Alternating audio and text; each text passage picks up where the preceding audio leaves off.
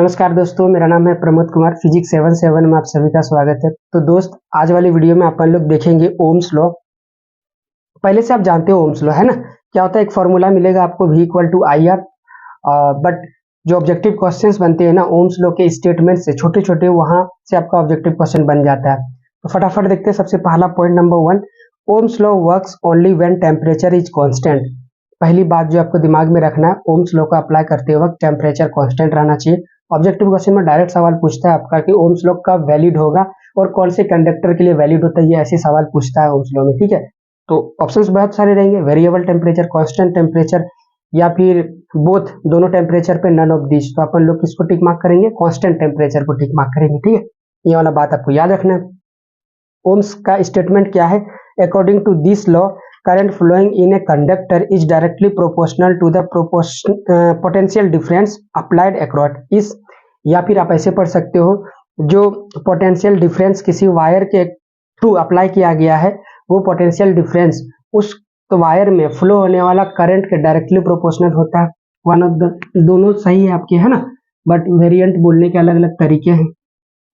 मान लेते हैं ये एक वायर है और आपने इसको एक बैटरी से जोड़ दिया। बैटरी का पोटेंशियल डिफरेंस मान लेते हैं V है। ठीक है, तो इस वायर का भी पोटेंशियल डिफरेंस कितना हो जाएगा? V हो जाएगा। इस पोटेंशियल डिफरेंस की वजह से वायर में क्या जाएगा? एक करंट जाएगा। ठीक है, तो ये जो पोटेंशियल डिफरेंस है वो डायरेक्टली प्रोपोर्शनल होता है I का।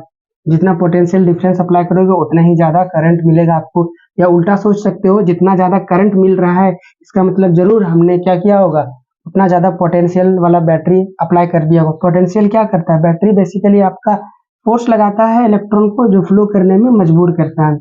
तो ज्यादा तगड़ी वाला फोर्स वाला बैटरी लेके आओगे, मतलब ज्यादा वोल्ट वाला, तो ज्यादा फोर्स लगाएगा, ज्यादा फोर्स लगेगा तो ज्यादा इलेक्ट्रॉन जाएंगे, ज्यादा इलेक्ट्रॉन जाएंगे तो करंट भी ज्यादा मिलेगा आपको, है ना? तो सीधा सीधा से ये दिख रहा है आपको। अब बारी आती है, जब प्रोपोर्शनैलिटी साइन को हटाओगे तो एक कांस्टेंट आता है। तो ये कांस्टेंट है आपका R। वो कैसा कांस्टेंट है? ये वही R है जो आपने प्रीवियस वीडियो में सीखा था। इसका नाम है रेजिस्टेंस, अवरोध। ठीक है जी, और इसके बारे में तमाम जानकारियां जितनी होती है आप लोगों ने प्रीवियस वीडियो में ऑलरेडी कर चुके हैं।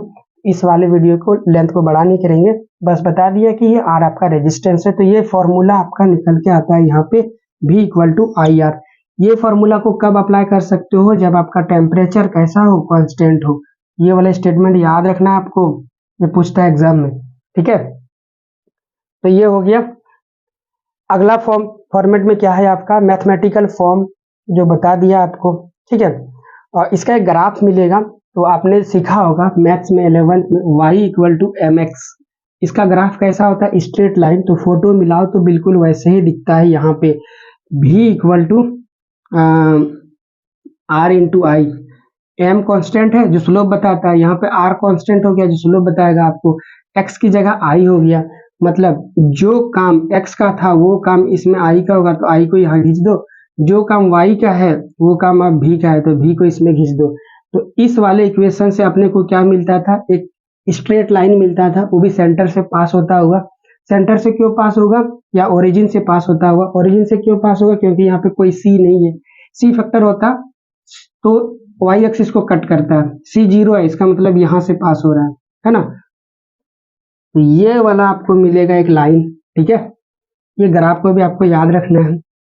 10th में आपने पढ़ा होगा कि इस ग्राफ का प्रूफ पूछा जाता था, है ना? 4-5 गो आप ये क्या करते थे, डेटा लेते थे, दोनों के बीच में रिलेशंस को एस्टेब्लिश करके पॉइंट बैठाते थे, पॉइंट को मिलाने पे एक स्ट्रेट लाइन मिलता था।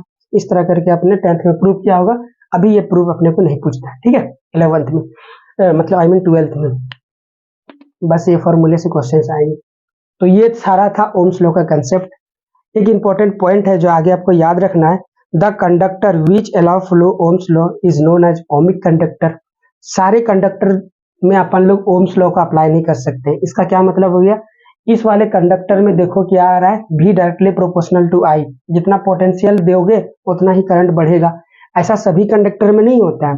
तो जिन कंडक्टर में होता है उस कंडक्टर को अपन लोग ओमिक कंडक्टर बोलेंगे। ठीक है, क्या बोलेंगे? Ohmic conductor. ये वाली बात आपको याद रखनी है। और इस तरह से अपन लोगों का ओम्स लॉ कंप्लीट हो जाता है। ठीक है।